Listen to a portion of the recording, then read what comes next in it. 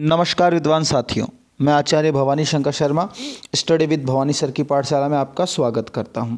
देखिए विद्यार्थियों, रीट में जो अपने एसएसटी के सारे जितने भी मेरे भाई बहन हैं, मेरे विद्यार्थी हैं जो एसएसटी की तैयारी कर रहे हैं, उनके जो टॉपिक लगते हैं, अपने जो भी एसएसटी में जो सामाजिक अध्ययन में अपने टॉपिक जो लगते हैं उनका हम अध्ययन करेंगे। और हाँ, निश्चित तौर पर आपने थंबनेल में देखा होगा अपनी भाषा में, अर्थात मैं पूरा एनसीईआरटी या आरबीएसई पैटर्न ही पढ़ाऊँगा, जो अपने आरबीएसई और कोई बुक नहीं, निश्चित तौर पर कोई बुक नहीं पढ़ी जाएगी आरबीसी के अलावा। आरबीसी में जितने पॉइंट दे रखे हैं अपने को, जितने पॉइंट दे रखे हैं वो सारे पॉइंट अपन क्लियर करेंगे और रोज़ अपनी कक्षाएं आएंगी और आपको निश्चित तौर पर पेन कॉपी लेकर बैठना है और जो जो पॉइंट बताऊं वो पढ़ना है मेरे साथ। निश्चित तौर पर मेरे साथ आपको पढ़ना पड़ेगा और उठना पड़ेगा, जागना पड़ेगा, लक्ष्य तक भागना पड़ेगा। मैं आपके साथ हिंदी संस्कृत तो पढ़ाता ही हूँ धुरीना परिवार पर अब आपके साथ मेरे चैनल के माध्यम से मैं आपको एसएसटी के लिए भी प्रिपेयर करूंगा। मुझे आपको जॉब लगाना है, मेरा कर्तव्य है और मेरा धर्म भी बनता है एक शिक्षक होने के नाते। तो आइएगा विद्वान साथियों, हम आज पढ़ते हैं जो अपने टॉपिक का पहला पॉइंट है, जो अपने रीट में जो पहला पॉइंट एसएसटी के विद्यार्थियों के लिए लगता है। आज मैं उनमें से ही आपको जितने भी एनसीईआरटी पैटर्न है या आरबीएसई में जितने अपने पॉइंट हैं उनके मैं पूरा का पूरा उनको पढ़ाने का प्रयास करूंगा और बढ़िया पढ़ेंगे अपनी भाषा में और याद करवा कर ही भेजूंगा। याद रखिएगा विद्यार्थियों, निश्चित तौर पर आपको तैयारी करनी है और जुड़े रहना है, ध्यान रखिएगा। तो आइएगा, आज हम इसमें पढ़ेंगे, हमारे समक्ष 12वीं कक्षा की एक पुस्तिका है जिसका नाम है भारत का इतिहास। इसमें हमारे जैन साहित्य और बौद्ध साहित्य पर जो प्रश्न बनेंगे या महाजनपद जो काल है उस पर जो प्रश्न बनेंगे वो प्रश्न आज हम देखेंगे विद्वान साथियों, और वो पॉइंट पढ़ेंगे, वो चैप्टर के जो पॉइंट हैं महत्वपूर्ण जो निश्चित तौर पर एग्जाम में आने वाले हैं वहाँ से हम पढ़ेंगे, एक एक पॉइंट को क्लियर करके चलेंगे विद्वान साथियों। आइएगा, तो मैं आपको बताता हूँ ये भारत का इतिहास है। देखिएगा, अब देखिएगा, इसी में हमारा जो पहला पॉइंट जो जुड़ा हुआ है वो है बौद्ध साहित्य। तो चाला विद्यार्थियों, मज़ा से पढ़ा। तो आइएगा, तो आपा चाला, प्राचीन भारतीय इतिहास के निर्माण में बौद्ध साहित्य की प्रमुख भूमिका रही है। निश्चित तौर पर विद्वान साथियों, भारतीय इतिहास के निर्माण में बौद्ध साहित्य की बहुत भूमिका रही है। अपने गौतम बुद्ध आपको जानकारी है, आपने बहुत बार पढ़ा भी होगा। तो इसी के लिए हमारा जो पॉइंट है वो यहाँ से स्टार्ट है। बौद्ध साहित्य में प्राचीन ग्रंथ त्रिपिटक है। आपा मान के चाला कि बौद्ध साहित्य में 100 प्राचीन ग्रंथ है भी को नाम त्रिपिटक है और ये 3 पिटक है वे कौन सा ही याद रख जो विद्यार्थियों 8वां प्रश्न आपन एग्जामिनर पूछ सका है और निश्चित तौर पर एग्जामिनर प्रश्न पूछने की चेष्टा भी करेगा। बौद्ध साहित्य में सबसे प्राचीन ग्रंथ त्रिपिटक है और बहुत बार एग्जाम में प्रश्न पूछा भी गया है। कितने पिटक हैं? 3 पिटक हैं। इनके नाम पूछ सकता है जिसका नाम है सुत्त पिटक, विनय पिटक और अभिधम पिटक। याद रखिएगा, 3 पिटक हैं, सुत्त पिटक, विनय पिटक और अभिधम पिटक। याद रख लेना, बहुत ही सिंपल सा प्रश्न बनेगा, यहाँ से एग्जामिनर प्रश्न बना सकता है। आगे चलते हैं, इसलिए इनको त्रिपिटक कहा जाता है। इनमें बौद्ध धर्म के नियम आचरण संग्रहित हैं। भाई सीधी सी बात है, अगर आप देखांगा कि बौद्ध धर्म वाला व्यक्ति विशेष आपका नियम आचरण का जिया आपका पालन करया रही वे सुत्ती पिटक, विनय पिटक और अभिधम पिटक में लिखे रही। इनमें बौद्ध धर्म के नियम और आचरण संग्रहित हैं। बौद्ध ग्रंथों में दूसरा महत्वपूर्ण योगदान जातक ग्रंथों का है। यहाँ से प्रश्न पूछा जा सकता है विद्वान साथियों, जातक ग्रंथ के बारे में निश्चित तौर पर ध्यान रखिएगा, बहुत ही अच्छा प्रश्न बना सकता है। जातक ग्रंथ क्या है? इनमें गौतम बुद्ध के पूर्व जन्म की कथाओं की तात्कालीन सामाजिक, धार्मिक व आर्थिक पक्षों की जानकारी मिलती है। प्रश्न बन जाएगा कि गौतम बुद्ध के जन्म की पूर्व कथाओं की सामाजिक, धार्मिक व आर्थिक पक्षों की जानकारी किस ग्रंथ में मिलती है? प्रश्न बन गया, जातक ग्रंथों में मिलती है। याद रख लोगे विद्यार्थियों। आओ आगे चलते हैं। इनकी संख्या 549 है। ध्यान रखना, 549 जो इनकी संख्या है किसकी? जातक ग्रंथों की है। ध्यान रखिएगा विद्यार्थियों। पाली भाषा में के अन्य बौद्ध ग्रंथों में मलिंद, पन्नोह, दीपवंश और महावंश। देखिएगा, ये प्रश्न भी बढ़िया बन रहा है, आपको दिख रहा होगा, ये प्रश्न भी बढ़िया बन रहा है निश्चित तौर पर कि यहाँ पर अपने सामने आया है पाली भाषा के अन्य बौद्ध ग्रंथों में। तो अपना प्रश्न बन सकता है पाली भाषा में मलिंद, पन्नोह, दीपवंश और महावंश हैं। आपसे प्रश्न पूछा जा सकता है मलिंद, पन्नोह या दीपवंश या महावंश किस भाषा में लिखा गया है? तो आपका प्रश्न निश्चित तौर पर बनेगा पाली भाषा में लिखा गया है। आगे चलते हैं। मलिंद पन्नों में यूनानी आक्रमणकारी मीनेंडर व बौद्ध भिक्षु नागसेन के मध्य वार्ता का विवरण है। तो ध्यान रखना विद्वान साथियों, मलिंद पन्नों नाम का एक ग्रंथ है जो पाली भाषा में लिखा गया है और यहाँ पर यूनानी आक्रमणकारी था एक मीनेंडर व बौद्ध भिक्षु नागसेन के मध्य वार्ता का विवरण दिया गया है। ये बात ध्यान रखिएगा विद्यार्थियों। दीपवंश और महावंश में क्या है, सिंहल देव के इतिहास का वर्णन मिलता है। तो ध्यान रखिएगा, सिंहल देव के इतिहास का वर्णन हमें दीपवंश और महावंश में मिलता है। और ये मलिंद पन्नों, दीपवंश और महावंश किस भाषा का है, पाली भाषा का है। और हम देखें तो जाति आपका जातक ग्रंथ है, वो जातक ग्रंथ किसके ऊपर आधारित है, गौतम बुद्ध के पूर्व जन्म कथाओं पर और सामाजिक धार्मिक आर्थिक पक्षों की जानकारी मिलती है। ये पॉइंट लिखते रहना विद्वान साथियों, जो मैं बता रहा हूँ, तीनों पीटक के बारे में, जातक ग्रंथों के बारे में, इनकी संख्याओं के बारे में याद रखते चलना, हमें सारा चीज़ याद करके चलनी है। पाली भाषाओं में हमारे सामने 3 ग्रंथ आए हैं, मलिंद पन्नों, दीपवंश, महावंश। ये भी पूछा सकता है दीपवंश किससे संबंधित है, तो याद रखना बौद्ध धर्म से संबंधित है। मलिंद पन्नों किससे संबंधित है, बौद्ध धर्म से संबंधित है। एक एक प्रश्न, एक छोटी से छोटी बात पर हम चर्चा करेंगे और उनको याद करते चलेंगे। मैं आपको निश्चित तौर पर आरबीएससी एनसीईआरटी गाइड याद करवा कर ही भेजूंगा, क्योंकि मैंने ठान लिया है, आपको ठानना जरूरी है। आइएगा आगे चलते हैं। पाली भाषा के अलावा संस्कृत भाषा में भी बहुत ग्रंथ लिखे गए हैं, कोई बात नहीं। महावस्तु ग्रंथ गौतम बुद्ध, महावस्तु ग्रंथ एक है, आपने महावस्तु ग्रंथ भी आयो है, जातक ग्रंथ की जहाँ महावस्तु ग्रंथ भी आयो है, और गौतम बुद्ध के जीवन चरित्र पर आधारित ग्रंथ है।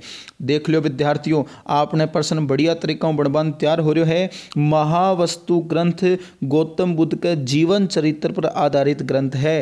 प्रश्न सीधो सीधो एग्जामिनर उठा के दे देगो, गौतम बुद्ध का जीवन चरित्र पर आधारित ग्रंथ कौन सो है, याद रख जो महावस्तु, कितनी बार बताऊं, महावस्तु ग्रंथ जो है वो जीवन चरित्र पर आधारित है। कि का जीवन चरित्र पर आधारित है, आपने गौतम बुद्ध जी का जीवन चरित्र पर आधारित है। और आगे मैं चलूं, जबकि ललित विस्तार में लेखक ने गौतम बुद्ध को दिव्य शक्ति के रूप में माना है। आलो एक प्रश्न और बन गयो, किस गौतम बुद्ध को दिव्य शक्ति के रूप में निरूपित किया गया है, किस ग्रंथ में, ललित विस्तार में। अभी अभी हमने पढ़ा गौतम बुद्ध का जीवन चरित्र किस में है, महावस्तु ग्रंथ में है, ध्यान रखिएगा। और गौतम बुद्ध को दिव्य शक्ति के रूप में जिसमें निरूपित किया गया है वो क्या है, ललित विस्तार नामक एक ग्रंथ है, तो उसमें उसको निरूपित किया गया है। तो जीवन चरित्र गौतम बुद्ध को दिव्य शक्ति किसमें माना है, याद रख लेना विद्यार्थियों, ये आपके काम की बातें हैं, ये जरूर ध्यान रखिएगा विद्यार्थियों, ये अपने को जरूर ध्यान रखना है बात, है ना।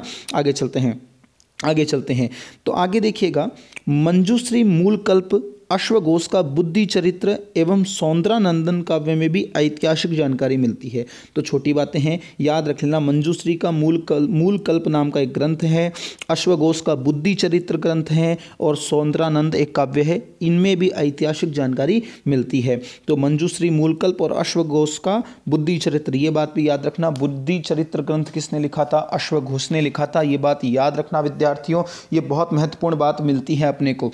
इनमें गौतम बुद्ध के जीवन चरित्र और शिक्षाओं की जानकारी निश्चित तौर पर मिलती है। तो आपसे प्रश्न पूछा जा सकता है, देखो ऐसा प्रश्न बन जाए कि बुद्ध के जीवन चरित्र की जानकारी किस ग्रंथ में नहीं है, तो आपको क्या क्या ऑप्शन दे देंगे, बुद्धि चरित्र, सौंदरानंदन काव्य, और आपके सामने एक लिख देंगे मूल कल्प, और एक लिख देंगे आप लोगों के सामने ललित विस्तार। तो आपका उत्तर क्या जाएगा, निश्चित तौर पर ललित विस्तार जाएगा, क्योंकि ललित विस्तार में तो गौतम बुद्ध की दिव्य शक्ति के रूप में प्रबंध किया गया है। तो आप ध्यान रखिएगा। तो यहाँ पर अपना बहुत ही अच्छा प्रश्न बनता है, और महावस्तु में भी गौतम बुद्ध के जीवन चरित्र को दर्शाया गया है। तो ये अपने जीवन चरित्र के 4 ग्रंथ हो गए हैं, ध्यान रखना। एक तो महावस्तु ग्रंथ, एक मंजूश्री का मूल कल्प, एक अश्वघोष का बुद्धि चरित्र अश्वघोष का, और एक सौंदरानंदन काव्य। इनमें जो बुद्ध है उसके जीवन चरित्र को दर्शाया गया है। आगे चलते हैं। बौद्ध ग्रंथ दिव्यावादान में सत्कर्म और वीरोचित कार्यों का वर्णन है। एक बौद्ध ग्रंथ है दिव्यावादान, जिसमें क्या किया गया है, सत्कर्म, जो अच्छे कार्य होते हैं, जगह जगह अच्छा कार्य कराया है आपने बुद्धाड़ा, तो वे जितना भी, और वीरोचित कार्य है, जिन वीरों ने जो उचित कार्य किए हैं वो जो हैं वो दिव्यावादान में लिखे गए हैं। मध्य व पश्चिमी एशिया, तिब्बत, चीन, जापान, ब्रह्मा, श्रीलंका आदि देशों में भारतीय बौद्ध ग्रंथों का अनुवाद किया गया है। अर्थात आप मान के चलना, तिब्बत बहुत जगह फैलेड़ो हो, पूरा बौद्ध ग्रंथ बहुत जगह तक फैलेड़ो हो, और ओ तिब्बत, चीन, जापान, ब्रह्मा, श्रीलंका आदि देशों में भारतीय बौद्ध ग्रंथों का अनुवाद किया है। कोई बड़ी बात को नहीं, आगे चलो। आम भी ऐतिहासिक सामग्री मिला, ठुकन बनाओगे प्रश्न। आगे चला तो हमारे सामने जो इतने पॉइंट आए उनमें से कितने महत्वपूर्ण हैं? श्रुति पिटक, विनय पिटक, अभिधम पिटक, ध्यान रखना। नियम आचरण कहा जाता है। जातक ग्रंथ कहाँ है? जातक ग्रंथ में बुद्ध के प्रमुख जन्म की कथाएं हैं। सामाजिक, धार्मिक, आर्थिक पक्ष की जानकारी मिलती है। जातक ग्रंथ कथा है 549 ही। पाली भाषा में आपने मलिंद पन्नो दीपवंश महावंश लिखेड़ा ही। मलिंद पन्नों में क्या की बात जानकारी मिल रहा है? एक आक्रमणकारी हो मिनेंडर यूनान को और बौद्ध भिक्षु हो, नागसेना के बीच में चुटर पुटर हुई, बातचीत हुई। दीपवंश और महावंश सिंहल द्वीप का इतिहास के बारे में बतावी। और ये तीनों ग्रंथ क्या लिखेड़ा है? पाली भाषा में लिखेड़ा ही। और आगे चला महावस्तु ग्रंथ गौतम बुद्ध के जीवन चरित्र पर आधारित है। तो गौतम बुद्ध का जीवन चरित्रों आपने 4 ग्रंथ आधारित हो गया ही। महावस्तु ग्रंथ आ गयो, मंजूश्री को मूलकल्प आ गयो, अश्वघोष को बुद्धि चरित्र आ गयो, सौंदरानंदन काव्य आ गयो। 4 ग्रंथ आ गया ही, ध्यान रखियो। और ललित विस्तार जो है विद्वान साथियों, कौन सो विस्तार है? ललित विस्तार जो है वो दिव्य शक्ति के रूप में निरूपित करेड़ा है गौतम बुद्धाड़ी में, ध्यान रखियो, ठीक है। और आगे चला, एक कोई बड़ी बात को नहीं, अति सी बात ही में ध्यान रखनी है। आगे चलते हैं। आगे जो आता है विद्वान साथियों जैन साहित्य। जैन साहित्य की अगर मैं बात करूं विद्वान साथियों, तो बौद्ध साहित्य की तरह ही जैन साहित्य में भी पर्याप्त ऐतिहासिक सामग्री प्राप्त होती है। जैसे बौद्ध साहित्य तो आपनों भी जियाँ को जियाँ ही जैन साहित्य में आपने बहुत सारी चीज़ें देखने मिल रहे हैं। जैन साहित्य में आगम सबसे प्रमुख है। बहुत बड़ी बात आई है, आगम नाम की एक चीज़ है जिको ग्रंथ ही मान के चलो, बिक माए आगम का माए आपन सौ प्रमुख जिको चीज़ है वो जैन साहित्य में है। तो आगम को जिको जैन साहित्य है बिक माए प्रमुख चीज़ बा है आगम है। अब ये आगम के अंतर्गत 12 तो अंग हैं, याद रख लो, जोरू बोलो, 12 तो अंग है कि कमाए हैं आगम में। कितना अंग है भाया? 12 अंग। 12 इकाई हैं उपांग, 12 अंग 12 उपांग, याद रखो 12 अंग ही 12 उपांग है। 10 प्रकीर्ण है, काई हैं? 10 प्रकीर्ण है। 6 छेद सूत्र है, 1 नंदी सूत्र है, 1 अनुयोग दीवार है, 4 मूल सूत्र है। ध्यान रखो भाई, वापिस देख लो, याद करना है, अभी का भी याद करके छोड़ दो। आगम में 12 अंग 12 उपांग, कितना अंग?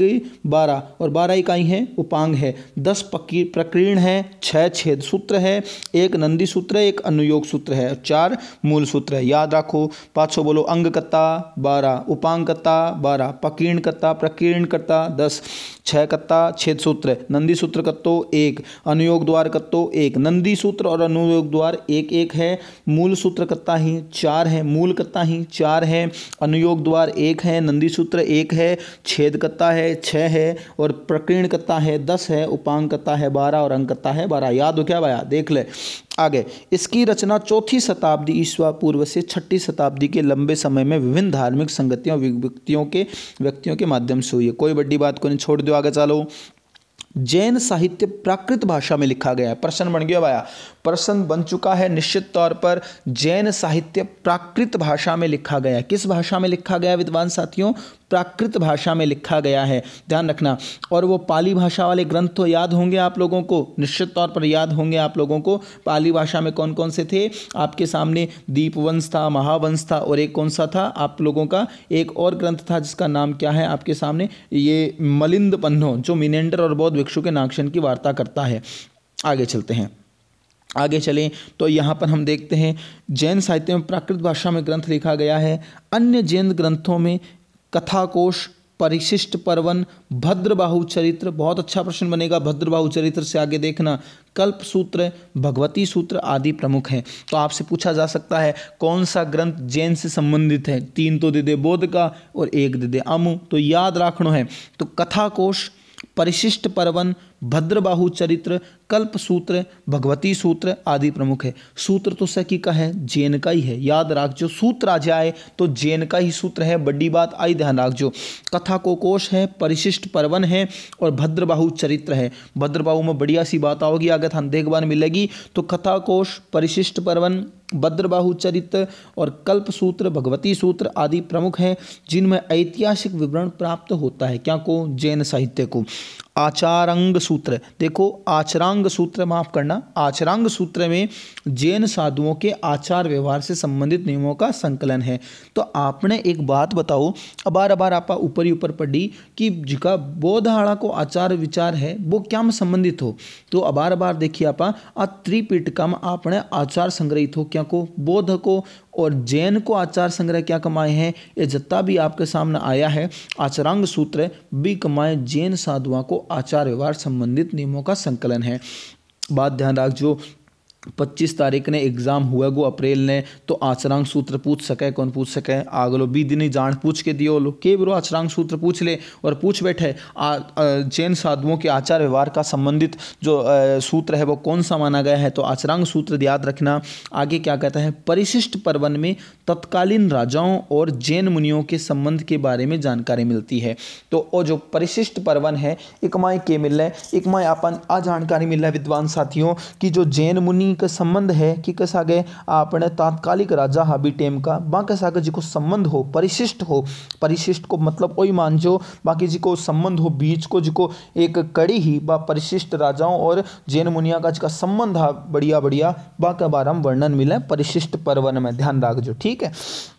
आगे चला, भद्रबाहु चरित्र एग्जाम में निश्चित तौर पर प्रश्न पूछो जा सके है। भद्रबाहु चरित्र में जैन मुनि भद्रबाहु, ध्यान रखना विद्वान साथियों, जैन मुनि भद्रबाहु, एक भद्रबाहु जैन मुनि हुआ है जिका पहली बात तो भद्रबाहु याद रह जागो, वो बाको सागे और चंद्रगुप्त मौर्य के सागे जीवन को अंतिम समय है ना, आ दुनिया की घटनाओं को वर्णन मिला है। बहुत ही बढ़िया प्रश्न बनेगो, मुनि भद्रबाहु और चंद्रगुप्त मौर्य के जीवन के अंतिम समय की घटना ध्यान रख जो, भद्रबाहु और चंद्रगुप्त, भद्रबाहु चरित्र याद रह जागो, पर भद्रबाहु के सागे कौन हो, मौर्य भी हो, ध्यान रख जो चंद्रगुप्त मौर्य, तो भद्रबाहु चरित्र चय याद रख लीजिए चंद्रगुप्त मौर्य और भद्रबाहु याद रख लीजिए। तो भद्रबाहु चरित्र में अपन अति सी बातें याद रखनी है, भद्रबाहु और चय का हो गयो, चय का हो गयो आपने चंद्रगुप्त मौर्य हो गयो है। अब बात ध्यान है आपने राखनी है विद्वान साथियों। आगे चला आगाओ, तो आगे हमें यहाँ पर पता चलता है कि हमारे दोनों चैप्टर कंप्लीट हो गए हैं, जिसमें एक बौद्ध साहित्य है जो 12वीं कक्षा में दिया गया पॉइंट है और एक जैन साहित्य है जो अपने यहाँ पर इसमें दिया गया पॉइंट है 12वीं कक्षा में। तो यहाँ पर हमने बहुत कुछ बातें सीखने को मिली और यहाँ पर आपने ये तीनों पॉइंट लिखने हैं। यहाँ पर जो जो मैंने पॉइंट बताए ये कॉपी में लिखते रहना, जिससे आपको एक स्टार लगा कर एक कॉपी में लिखते रहने हैं। ये जो जो पॉइंट बताए हैं यहाँ से निश्चित तौर पर एग्जामिनर प्रश्न देखने को मिलेगा और मैं वही पढ़ाऊँगा जो RBSE कहती है, मैं वही पढ़ाऊंगा जो NCERT कहती है, हम इससे बाहर कुछ नहीं पढ़ेंगे। और मेरा विश्वास करना विद्वान साथियों, जब एग्जाम दे के आओगे तो मुझे याद रखोगे कि वास्तव में भवानी शंकर शर्मा ने आप लोगों को न कि हिंदी न कि संस्कृत, आपको पूरा का पूरा जो आपका सामाजिक अध्ययन है वो भी पढ़ाकर भेजा है, क्योंकि वो व्यक्ति चाहता ही यही है कि आपका निश्चित तौर पर सिलेक्शन हो। निश्चित तौर पर विद्वान साथियों, निश्चित तौर पर आगे चलते हैं। इसी तरीके से मैं साइकोलॉजी भी लेके आऊँगा आप लोगों के लिए, तो आप टेंशन ना लीजिएगा, अभी इसी में कंसंट्रेट करिए। इसमें कुछ पॉइंट और भी आप देख सकते हो जिसमें धर्मेतर साहित्य है, इनके भी बारे में छोटी मोटी बातें हैं, इनको याद करने की बातें तो नहीं है, थोड़ा अलग से पॉइंट जोड़ा गया है। पर इसमें सबसे महत्वपूर्ण बात यहाँ पर आपको एक चीज़ देखने को मिलेगी, ये प्रश्न एग्जामिनर बना सकता है, कलहण की रास तरंगिनी विशुद्ध रूप से ऐतिहासिक ग्रंथ है। तो आपसे प्रश्न पूछा जा सकता है रास तरंगिनी किसका ग्रंथ है, आपका जीके में भी प्रश्न बनेगा निश्चित तौर पर, राज तरंगिनी किसका विशुद्ध रूप है या किसका ग्रंथ है। तो याद रखना कलहण जो है व्यक्ति का वो रास तरंगिनी है, जिसकी रचना कब हुई थी 1150 में। ये पॉइंट भी लिखने लायक विद्वान साथियों, लिख लेना, कलहण की रास तरंगिनी, किसकी रास तरंगिनी, कलहण की। कलहण बहुत बढ़िया कवि हो और बिकर रास तरंगिनी वो आपकी किताब लिखेगी। और ए जति किताबा हैं आने भी पॉइंट टू पॉइंट याद लिखनो है, ए पॉइंट टू पॉइंट रखना और कुछ कौन करनो। आगाओ ऐतिहासिक ग्रंथ है, अति सी बात एक माय ध्यान रखनी, ए छोड़ दो। ए देखो विष्णुगुप्त चाणक्य फोटोआं कति बढ़िया बढ़िया ही। आगाओ आगे चला, आगे चलते हैं उपलब्धियां वैदिक काल से महाजनपद काल की। देखो बढ़िया पॉइंट है, हमने वो ऊपर पढ़ा, इसके बाद में हमारे सामने आता है उपलब्धियां वैदिक काल से महाजनपद काल। आइएगा विद्वान साथियों, कॉपी लेकर बैठिएगा और निश्चित तौर पर अब वैदिक काल के जो महाजनपद काल तक की बातें हैं उनको भी हम देखते हैं। आइएगा हम देखते हैं विद्वान साथियों, वेदों की गिनती विश्व के सर्वश्रेष्ठ साहित्य में की जाती है। निश्चित तौर पर अपना वेद ही तो है भी करणी आप भारतवासी खेलावा, वेदा की बहुत बड़ी परंपरा रीढ़ी है। सौ पुराणों वेद आपने ऋग्वेद मानो जाया है करे है। आगे चलो, और यही वैदिक सभ्यता के आधार स्तंभ है। ये 4 जो वेद हैं यही क्या है, आधार स्तंभ है। ध्यान रखिएगा, इस सभ्यता के निर्माता आर्य थे। तो ध्यान रखिएगा विद्वान साथियों, जो वैदिक सभ्यता है, जो वैदिक स्थिति है, जो आपकी वैदिक सभ्यता है, उसके जो निर्माता थे वो आर्य ही माने जाते हैं। आर्य शब्द का प्रयोग जातिवाचक न होकर गुणवाचक रूप में किया गया है। निश्चित तौर पर यह एक जाति को अंकित नहीं करता था आर्य, ये गुण को अंकित करता था। ध्यान रखिएगा, जिसका शाब्दिक अर्थ निश्चित तौर पर श्रेष्ठ या उत्तम होता है। आर्य शब्द का मतलब क्या होता है, जो श्रेष्ठ है, जो उत्तम है। वेदों से हमें इन्हीं श्रेष्ठ व्यक्तियों की जानकारी मिलती है। वैदिक साहित्य में आर्य शब्द का अनेक स्थानों पर प्रयोग हुआ करता था। देखो विद्वान साथियों, आर्य का तात्पर्य यहाँ पर यही समझना, आर्य एक जाति को अंकित नहीं किया जाता था। जो वास्तव में बढ़िया कार्य करता था, उत्तम कार्य करता था, चाहे वो क्षत्रिय हो, चाहे वैश्य हो, चाहे शूद्र हो, कोई भी व्यक्ति हो, जो उत्तम कार्य करता था उसे आर्य कहा गया है। ये बात ध्यान रखिएगा। तो आगे चलते हैं, हमारे प्रश्न आगे चलते हैं। अभी तक कोई प्रश्न इतना नहीं बना है। अच्छा, आर्यों के प्राचीन ग्रंथ वेदों में विशद ज्ञान भरा हुआ है। इनकी भाषा संस्कृत थी, जिसे देववाणी कहा जाता है। निश्चित तौर पर आगे कतिपय पश्चिमी विद्वानों ने आर्यों को बाह्य आक्रमणकारी बता अपनी संकीर्ण मानसिकता का परिचय दे। ए पश्चिमाड़ा है यहाँ का, थाने बेरो ही है। आगे के बताओ कि आर्य यहीं के निवासी थे। निश्चित तौर पर आर्य अपने भारतवर्ष का ही है। वैदिक साहित्य में आर्यों को कहीं पर भी विदेशी नहीं कहा गया है। आर्यों ने भारत भूमि की प्रशंसा करते हुए नदियों को देवी माँ कहा है। बताओ भाई, आर्यों ने देवी माँ कहकर प्रयोगित किया है, तो हम इनको विदेशी कैसे कह सकते हैं। आर्य बाहर से नहीं आए थे विद्वान साथियों, बल्कि यहीं से संपूर्ण भारत में ईरान और यूरोप की ओर गए। यहाँ से यानी कहने को तात्पर्य आपण वही है, आपणला बारे जाके आया, न कि बारला आपा कन आया। आपा ही ज्ञान को विस्तार करे, यदि की भाषा है जिसकी आपने संस्कृत मिलती जुलती है। आगे चलो, मध्य एशिया में भारतीय संस्कृति के प्रमाण, भारतीयों का इस क्षेत्र में प्रसार होने का प्रमाण नवीन अनुसंधानों से सिंधु सरस्वती सभ्यता, वैदिक सभ्यता में कई समानताएं उजागर हुई है। तो ध्यान रखो, सिंधु घाटी सभ्यता होगी अपनी बाबी आर्यों संबंधित था, बेरो भी हुलो और आगे भी आपा पढ़ागा। दोनों का भौगोलिक क्षेत्र सप्त सैंधव प्रदेश ही था। ध्यान रखिएगा, दोनों का जो भौगोलिक क्षेत्र था वो सप्त सैंधव प्रदेश था। ये प्रश्न बन सकता है, बनाना चाहे तो एग्जामिनर, कि नवीन अनुसंधानों के अनुसार सिंधु सरस्वती सभ्यता व वैदिक सभ्यता में कई समानताएं उजागर हुई। दोनों का जो भौगोलिक क्षेत्र था वो कैसा था, सप्त सैंधव प्रदेश था। ध्यान रखना, प्रश्न पूछा जा सकता है सिंधु सरस्वती सभ्यता, और यहाँ पर अपने सामने ये प्रश्न पूछा जा सकता है वैदिक सभ्यता का जो भौगोलिक प्रदेश था उसे क्या कहते हैं, तो सप्त सैंधव प्रदेश कहते हैं। ये प्रश्न जरूर लिखिएगा अपनी कॉपी में, ये बहुत ही अच्छा प्रश्न बनेगा।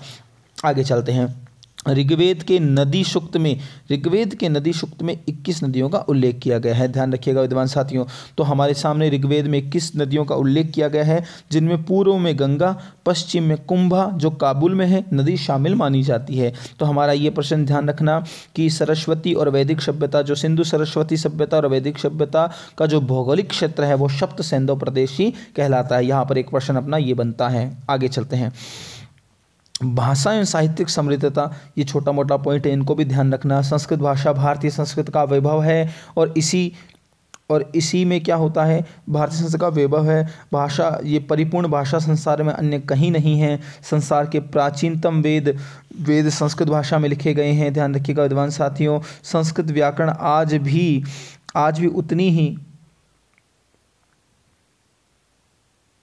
उतनी ही अपने सामने देखने को मिलती है। प्राचीन काल में जितना साहित्य संस्कृत में लिखा गया उतना कहीं पर भी किसी भाषा में नहीं मिलता। लिपि का विकास ब्राह्मी लिपि के रूप में हुआ है, जिसकी प्रशंसा मैकडोनाल्ड ने अपनी पुस्तक हिस्टोरी ऑफ संस्कृत लिटरेचर में कही है। तो ध्यान रखिएगा, मैकडोनाल्ड ने अपनी ये जो पुस्तिका है इसमें लिखा भी है विद्वान साथियों कि साहब इसके अंतर्गत प्रशंसा लिखिए। इतनी बातें याद करने की आवश्यकता नहीं है। साहित्यिक दृष्टि से भारत में अत्यधिक समृद्धि थी, ऐसा कोई ज्ञान नहीं था का उल्लेख वैदिक साहित्य में नहीं है।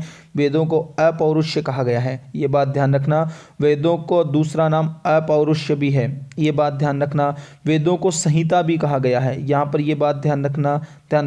और वेदों को श्रुति भी कहा गया है, ध्यान रखना, वेदों को श्रुति भी कहा गया है। ये 3 पॉइंट याद रख लेना बस, यहाँ इस पॉइंट में से 3 पॉइंट याद रखने हैं। वेदों को अपौरुष्य, वेदों को संहिता और श्रुति भी कहा गया है, ये बात ध्यान रखिएगा। और कुछ याद नहीं रखना इस पॉइंट में से। आगे चलते हैं, आगे आइएगा। आगे देखो, यहाँ पर एक बात और देखने को मिलती है कि यहाँ पर महत्वपूर्ण साहित्य इसके द्वारा ऋषियों ने मनुष्य को सामाजिक धार्मिक नियमित कुछ याद नहीं करना। इनमें कला सूत्र प्रमुख है जिसके 3 भाग है। ध्यान रखना, इनमें कला सूत्र क्या होते हैं, कला सूत्र आपके सामने देखने को मिल रहे हैं जिसके 3 भाग हैं, सौत सूत्र, गृह्य सूत्र और धर्म सूत्र। वैदिक साहित्य में आती हैं ये बातें, अगर एग्जामिनर पूछना चाहे तो पूछ सकता है, पर इतना मुझे विशेष नहीं लग रहा, पर तो भी ध्यान रखना कला सूत्र भी 3 भाग हैं जिसमें सौत सूत्र, गृह्य सूत्र और धर्म सूत्र 3 प्रकार के सूत्र बताए गए हैं, याद रख लेना विद्वान साथियों। और हम देख सकते हैं सूत्र जैनों से ज़्यादा संबंधित थे, ये बात भी ध्यान रखिएगा। आइए आगे चलते हैं। राजनीतिक व्यवस्था प्रमुख विशेषताएं। देखो, राजनीतिक व्यवस्था कैसी थी वैदिक काल में, तो हम इसके बारे में भी चर्चा करते हैं, छोटी मोटी बातें हैं, देख लेते हैं। आइएगा विद्वान साथियों, अगर मैं देखूं तो वैदिक काल में व्यवस्थित राजनीतिक जीवन की शुरुआत हो चुकी थी। इस समय की सबसे छोटी राजनीतिक इकाई कुल थी। ध्यान रखना, सबसे छोटी जो इकाई थी वो कुल थी। देखो यहाँ पर सबसे बड़ी इकाई जो होती थी वो राष्ट्र होती थी, और सबसे छोटी इकाई किसको माना गया है, कुल को माना गया है। यहाँ पर देखें तो सबसे बड़ी राष्ट्र इकाई है राष्ट्र, जन, विश्व, ग्राम, कुल। राजनीतिक संगठन का अवरोही क्रम था, ये प्रश्न पूछा जा सकता है। यहाँ पर वैदिक काल में राजनीतिक संगठन का अवरोही क्रम बताइएगा, तो देखिए अवरोही यानी बड़े से छोटे की ओर। तो राष्ट्र सबसे बड़ा, जैसे अपने भारत है वैसे सबसे बड़ा, फिर जन आ गया, फिर विश्व आ गया, फिर ग्राम आ गया, फिर कुल आ गया। उसी प्रकार से भारत है, राजस्थान है, अपना जिला है, जिले में गांव है, गांव में अपने कोई ढाणी है। उस प्रकार से यहाँ पर आप ये याद कर सकते हो। तो सबसे बड़ा राष्ट्र, उसके बाद में जन, उसके बाद में विश्व, उसके बाद में ग्राम और उसके बाद में कुल। ये राजनीतिक संगठन का अवरोही क्रम था। एक राष्ट्र में कई जन थे, कुल का मुखिया कुलूप कहलाता था। याद रखो 5 चीजें आई थी, राष्ट्र, जन, विश्व, ग्राम, कुल। तो कुल का मुखिया कुलूप है, तो ग्राम का मुखिया ग्रामीण है, विश्व का मुखिया आपको पता है तो विश्वपति है, और जन का मुखिया गोप है। याद ध्यान रखिएगा। और राष्ट्र का जो मुखिया होगा, जो होगा वो राजा होगा। तो राष्ट्र का कौन है, ध्यान रखिएगा, राष्ट्र का राजा हो गया, जन का गोप हो गया, विश्व, और विश्व की बात करूं तो विश्वपति हो गया, ग्राम का ग्रामीण हो गया, और कुल का कौन हो गया, कुलूप हो गया। ये बात याद रखिएगा विद्वान साथियों। आगे चलें तो जन का मुखिया हो गया। आगे चलते हैं, यहाँ पर राजा का पद वंशानुगत होता था। पहली कहीं तो वंशा राजा ही बनाता, आजकल तो कौन ही बने। पहले तो राजा आपका टावरान लगा देता, आजकल कौन बना कर भी आऊँ काम, कौन था सन बेरो है तो टावर थोड़ी हो। आगे चला, ऋग्वेद में उल्लेख मिलता है कि कभी कभी राजवंश से चुनकर राजा बनाया जाता था। कई बार क्या होता, राजवंश चुन के भी बना दिया जाता। आगे चला, राजाओं को काम क्या हो, राजाओं का काम लोक कल्याण हो। भाई राजाओं का काम यही था, लोक कल्याण की बात करना। तो राजाओं को राज्याभिषेक के समय प्रजा हित के शपथ लेनी होती थी। जनता राजा को कर देती थी, जिसे बलि हित कहा जाता था। बहुत ही अच्छा प्रश्न बन सकता है यहाँ पर, जनता राजा को कर देती थी जिसे बलि हित कहा जाता था। बलि हित, बलि हित देखिएगा, ये याद रखिएगा। बलि हित शब्द, जनता राजा को क्या देती थी, कर देती थी, जिसे क्या कहा जाता था, बलि हित कहा जाता था। ऋग्वेद में पंचजना, यहाँ पर देखते हैं ऋग्वेद में पंचजना का अनेक स्थलों पर वर्णन मिलता है। यानी जन जो थे, अभी अभी हमने पढ़े, वो जन 5 जनों के रूप में प्रमुख थे। जन तो बहुत सारे थे, परंतु 5 जन बहुत प्रमुख थे, जिनमें से अणु, यदु, तरवशु, पुरु व दुह्य। देखिएगा ये 5 जन बहुत, तो कहते हैं ना, अभी जयपुर आपने प्रसिद्ध है, राजस्थान में जयपुर है, बीकानेर है, और आपने ज़्यादा जोधपुर है, एक कई चीज़ें प्रसिद्ध है जी। आपनो सीकर है, प्रसिद्ध ही है सब। तो ये प्रसिद्ध भी टेम, ये भी प्रसिद्ध हाँ जी हाँ। अणु, यदु, तरवशु, पुरु और दुह्य, ये भी क्या थे, प्रसिद्ध थे। ऋग्वेद में एक बड़े युद्ध का भी उल्लेख मिलता है, जिसे दशरथ के युद्ध कहते हैं। देखिएगा विद्वान साथियों, एक युद्ध हुआ है जिसे दशरथ के युद्ध के नाम से जाना गया, और सबसे बड़ा युद्ध माना गया है। ध्यान रखना, दशरथ के युद्ध माना गया है, जिसको सबसे बड़ा युद्ध माना गया है, दशरथ युद्ध। ये किसके बीच में हुआ था, ध्यान रखिएगा, इसके बारे में चर्चा करते हैं। एक भरत जन था, ध्यान रखिएगा। जैसे जन तो आपको पता चल गया, राष्ट्र से छोटा जन होता है, तो यहाँ पर एक भरत जन था। भरत जन के एक राजा हुआ करते थे, सुदास। सुदास जो थे वो एक राजा थे, कहाँ के, भरत जन के। सुदास ने एक रावी नदी के तट पर 10 जनों को राजाओं, 10 जनों के राजाओं, यानी 10 जन अलग, 10 जन जी बार 5 प्रमुख जन हाँ, आगे सागर 10 जन और जुड़े रहा।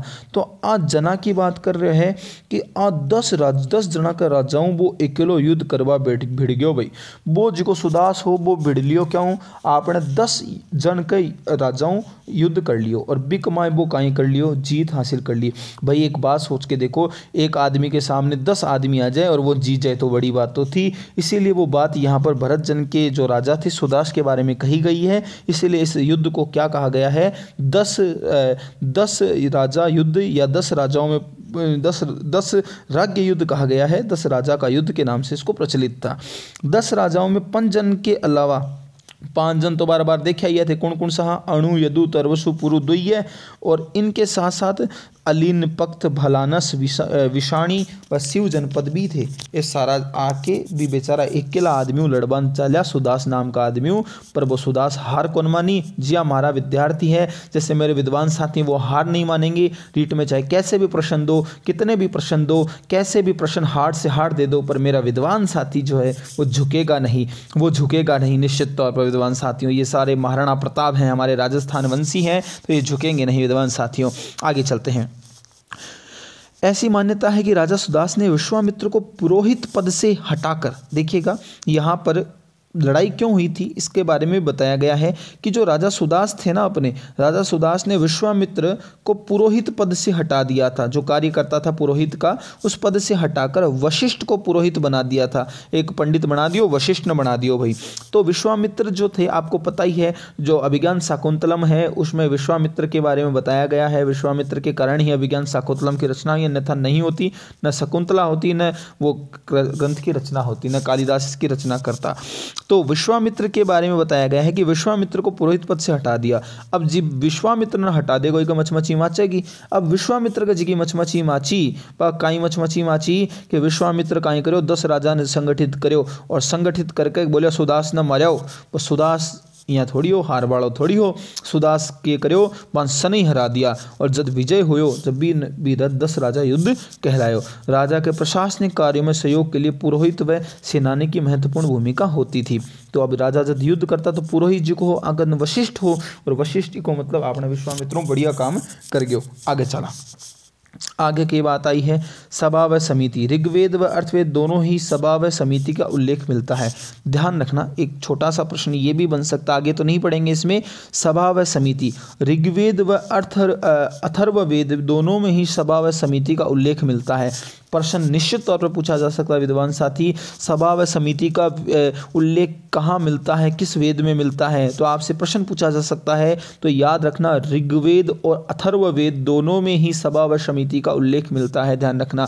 और कुछ याद नहीं करना, यहाँ पर कुछ भी याद नहीं करना। सभा समिति का मतलब होता था राजा कोई कार्य करता था, तो उसमें अगर वो कुछ गलत कार्य कर रहा है ग्रामवासियों के प्रति, तो वो सभा समिति बैठती थी, यानी न्याय का कार्य करती थी, और कुछ नहीं है इसमें। आगे चलो, आगे चलते हैं।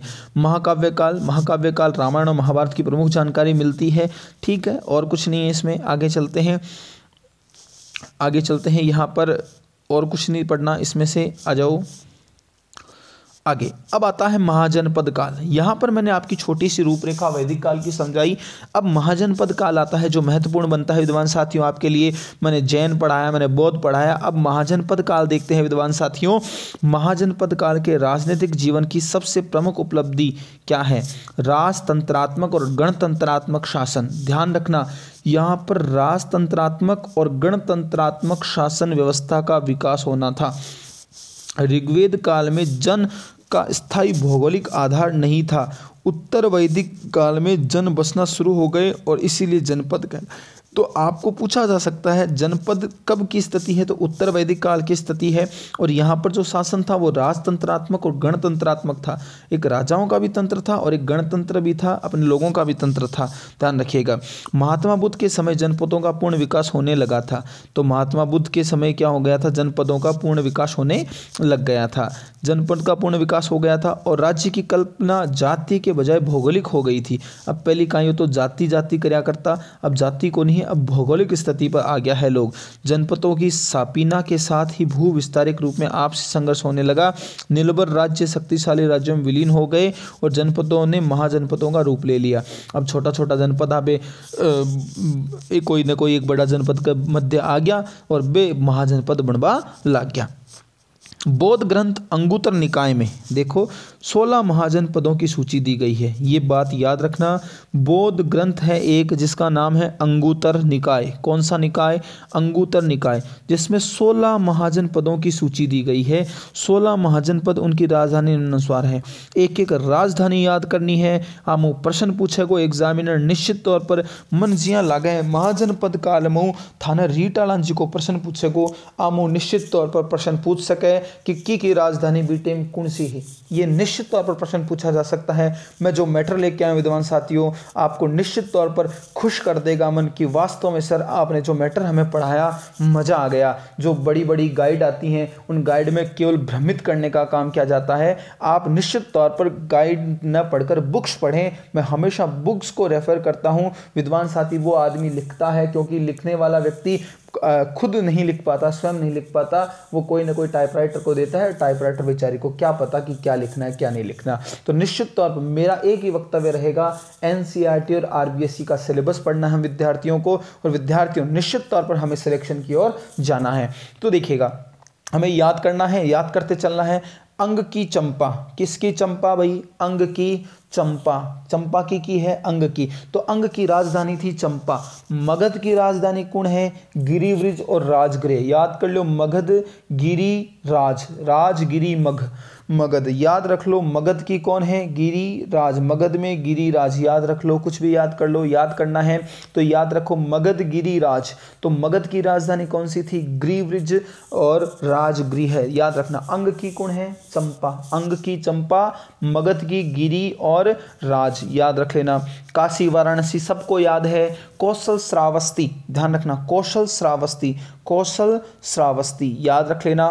कौशल श्रावस्ती, कौशल की राजधानी क्या है? श्रावस्ती है। देखो बहुत महत्वपूर्ण है, कौशल की राजधानी श्रावस्ती। याद करो तुरंत ही, 3 बार बोल लो, याद नहीं हो तो 3 बार बोल लिया करो। कौशल की राजधानी कौन सी है? श्रावस्ती है। आगे चलते हैं। वाजी संघ की कौन है? वैशाली। वाजी संघ की कौन है? वैशाली। वा से वाजी और वै से वैशाली। तो वाजी संघ की कौन है? वैशाली है, ध्यान रखना, वाजी और वैशाली।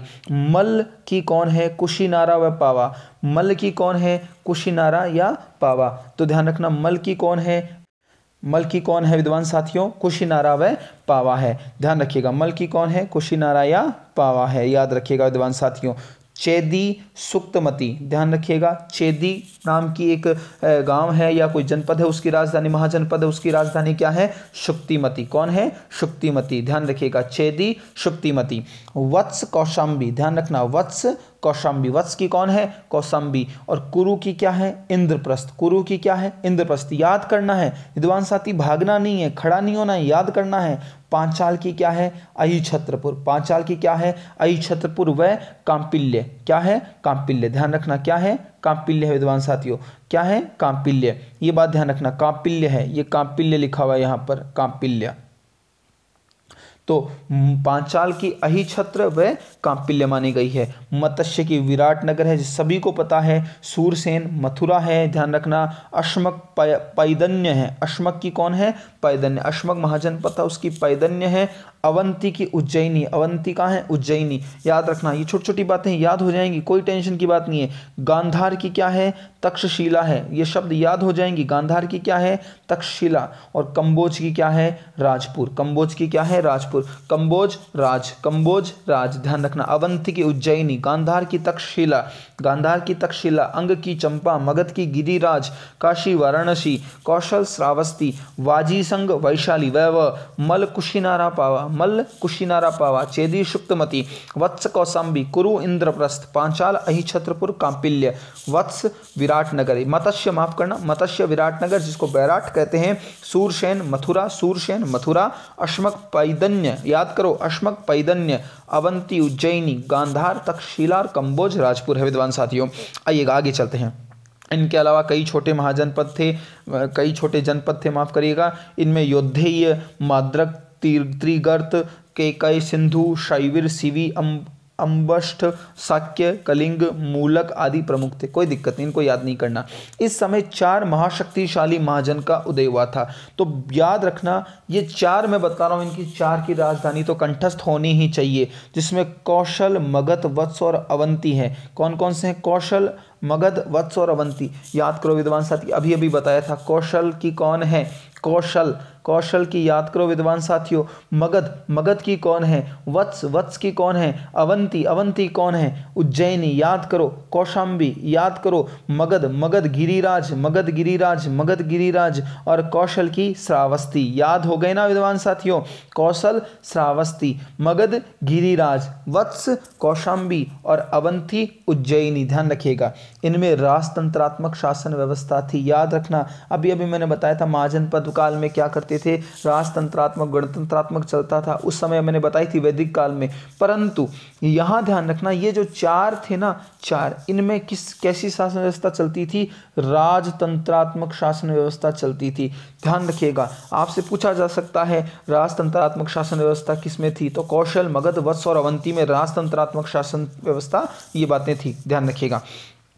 10 राज्यों में गणतंत्रात्मक प्रशासन प्रणाली थी। गणतंत्रात्मक, देखो कितनी बड़ी बात आई है, क्योंकि 16 ही तो क्या थे, 14 आ गए, है ना। और यहाँ पर अगर मैं देखूँ तो 16 बताई थी। 10 राज्यों में तो गणतंत्रात्मक शासन प्रणाली थी और 4 में राजतंत्रात्मक शासन प्रणाली थी।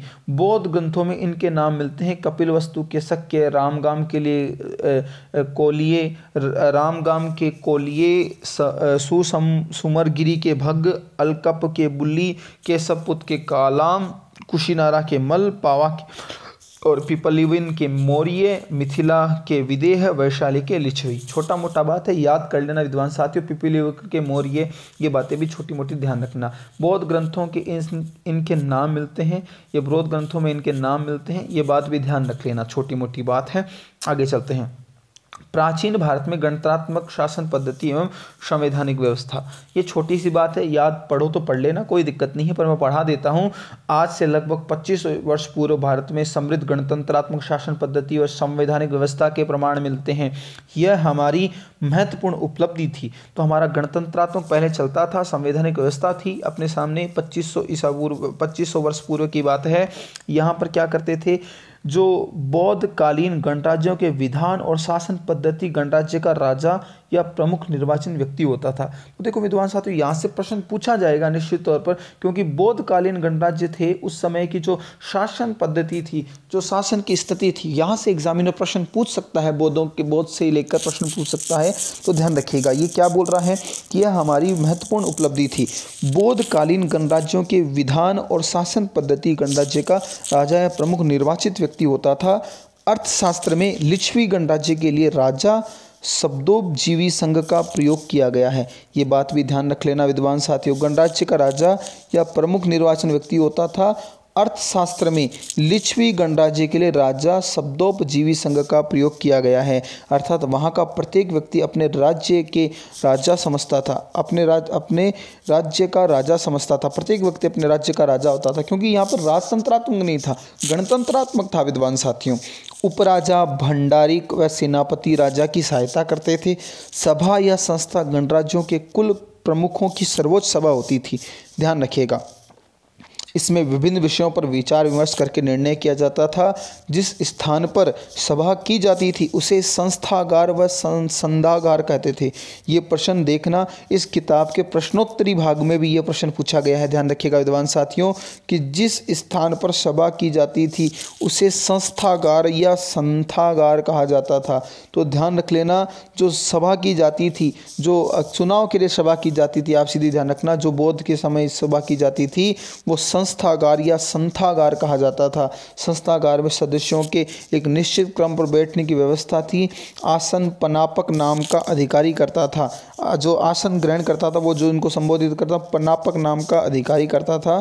संस्था के अधिवेशन के लिए एक निश्चित संख्या गणपूर्ति आवश्यक होती थी। संख्या निश्चित, गणपूर्ति निश्चित आदमी होते थे। संस्था में सदस्य द्वारा औपचारिक प्रस्ताव प्रस्तुत किया जाता था। प्रस्तोता द्वारा प्रस्ताव पेश किए जाने के बाद उसे 3 बार दोहराया जाता था। आपने भी बहुत स्कूल में कहा होगा, प्रस्ताव रखा होगा, अनुमोदन किया होगा, ये बात ध्यान रखना ताकि सभी उपस्थित सदस्य उसे सुन ले। प्रस्ताव के अनुमोदन के लिए सदस्यों से पूछा जाता था। जो सदस्य मौन रहते थे उनकी सहमति मान ली जाती थी। वाद विवाद के बाद सर्वसम्मति न बनने पर मतदान की भी व्यवस्था थी। यानी पहले क्या होता था, अपने अपने स्तर पर कर देते, अगर नहीं बनता तब क्या किया जाता था, मतदान किया जाता था। विभिन्न रंगों की सलाखाओं, एक लकड़ी का टुकड़ा होता है सलाखा, उससे भिन्न मतों की सूची थी। मतदान कराया जाता था। सलाखा ग्राहक नामक अधिकारी उन्हें एकत्रित करता था। जिसके पास सलाखा है और वो एक अलग अलग रंग की होती थी, जिस व्यक्ति के लिए उस रंग का प्रयोग किया जाता था वो ज़्यादा रंग होते थे, वो जीत जाता था। यह कार्य गोपनीय और खुले रूप से दोनों हो सकता था। ध्यान रखिएगा। विवादित विषय कतिपय चयनित समितियों को सौंप दिया जाता था। गणतंत्रों की न्यायिक व्यवस्था का भी विशेष ध्यान था। उस समय न्यायिक व्यवस्था भी थी, ध्यान रखना विद्वान साथियों। और बुद्ध घोष की अटकथा के अनुसार अपराधी की जांच पड़ताल 7 न्यायिक अधिकारियों द्वारा की जाती थी। बुद्ध घोष की अटकथा, अटकथा किसकी है, बुद्ध घोष की है। अश्वघोष की क्या थी, बुद्धि चरित्र थी, याद करना, ध्यान रखना। अश्वघोष का क्या था, बुद्धि चरित्र था, याद रखिएगा विद्वान साथियों, जिसमें गौतम बुद्ध के बारे में, जीवन के बारे में लिखा गया है। बात याद होगी आप लोगों को। अनुसार अपराधी की जांच पड़ताल 7 न्यायिक अधिकारियों द्वारा की जाती थी। उसके बाद ही उसे दंड दिया जाता था। हमारी वर्तमान संसद एवं संवैधानिक व्यवस्था में महाजनपदकालीन गणतंत्र व्यवस्था की स्पष्ट छाया दिखाई देती है। देखो कितना अच्छा प्रश्न बन सकता है। हमारी वर्तमान संसद व संवैधानिक व्यवस्था में महाजनपदकालीन गणतंत्र व्यवस्था की स्पष्ट छाया दिखाई देती है। तो किसकी स्पष्ट छाया दिखाई देती है, महाजनपदकालीन। ये प्रश्न पूछा जा सकता है विद्वान साथियों। मैं आपको बहुत अच्छे से बता रहा हूँ कि ये चीज़ें मैं लेके आया हूँ, वो बहुत शानदार चीज़ें हैं। आगे, प्राचीन भारत में प्रजातंत्र का यही अनुकरण उदाहरण था, लेकिन यह व्यवस्था लंबे समय तक निरंतर नहीं रह सकी। कालांतर में मौर्य शासक चंद्रगुप्त ने संपूर्ण राष्ट्र को एकता के सूत्र में बांधने का प्रयास किया। उसने केंद्रीयकृत शासन व्यवस्था की स्थापना की। अपने भारतवर्ष में केंद्रीकृत शासन की स्थापना किसने की थी, तो याद रखना चंद्रगुप्त मौर्य ने की थी साहब। और यहाँ पर संपूर्ण भारतवर्ष को एक राजनीतिक इकाई के रूप में संगठित किया। तो ये बात ध्यान रखिएगा विद्वान साथियों। तो आज हमने बहुत सारी चीज़ें पढ़ी है विद्वान साथियों। आज हमने पूरा का पूरा 12वीं कक्षा में जो चीज़ें आपके समक्ष आई हैं, जैन की बात हो, चाहे बौद्ध की हो, चाहे महाजनपद काल की हो, ये तीनों पॉइंट मैंने आपको कराए हैं। और भी आगे रोजाना ये कक्षाएं मिलती रहेगी। तो आप स्टडी विद भवानी सर की पाठशाला में जुड़े रहें। और भी अन्य जो रीट की विद्यार्थी तैयारी कर रहे हैं, जो SST लिए हुए हैं, उनको बताइएगा, उनके लिए वीडियो शेयर कीजिएगा। और मैं आपके साथ जुड़ा रहूँगा। मैं केवल NCERT या RBSC के अलावा किसी चीज़ की बात नहीं करूँगा। जो इसमें लिखा है वो मैं आपको याद करवा के भेजूँगा। और निश्चित तौर पर अगली क्लास जब लें तो निश्चित तौर पर पेन कॉपी लेकर बैठें और एक एक पॉइंट को लिखते रहें। जो मैं पॉइंट विशेष तौर पर बताता हूँ, जो मैंने हाईलाइट कर रखे हैं, उनको देखें। मैं आपको पढ़ाने के लिए सब कुछ मेहनत करूँगा, पर आप कितनी मेहनत करते हैं। तो आज के लिए इतना ही। आज के आनंद की जय हो और बोल बालाजी महाराज की जय हो। धन्यवाद साथियों।